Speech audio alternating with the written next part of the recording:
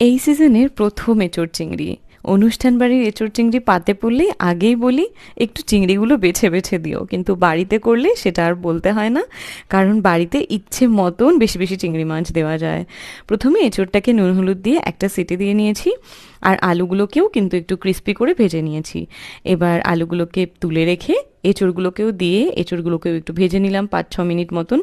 তারপর আরও কিছুটা তেল অ্যাড করে বেশ অনেকখানি চিংড়ি মাছ দিয়ে দিলাম, নুন হলুদ মাখানো চিংড়ি মাছ। হালকা ভাজবে, আর এই তেলটা যেটা বেরোবে ওটা সমেত কিন্তু তুলে রেখো। এইবার বাকি তেলের মধ্যে দিয়ে দিচ্ছি আমি গোটা গরম মশলা, শুকনো লঙ্কা, তেজপাতা, কুচনো পেঁয়াজ ভাজা ভাজা হয়ে গেলে 1.5 চামচ মতন আদা রসুন কাঁচা লঙ্কা বাটা, তারপর টমেটো, নুন, হলুদ, কাশ্মীরি লঙ্কার গুঁড়ো, জিরে গুঁড়ো, ধনে গুঁড়ো। মশলাগুলোকে ভাজা ভাজা করব, তারপর অল্প অল্প জল দিয়ে মশলাটাকে কষাবো। উপর থেকে তেল রিলিজ করলে দিয়ে দেবো ভেজে রাখা এঁচোড়।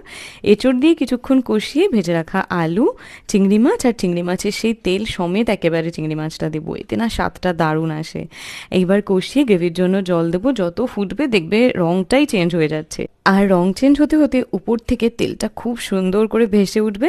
নামানোর সময় তো ঘি গরম মশলা অবশ্যই। এই এক এঁচোড় চিংড়ি দিয়ে এক থালা ভাত নিমিষে উধাও হয়ে যাবে।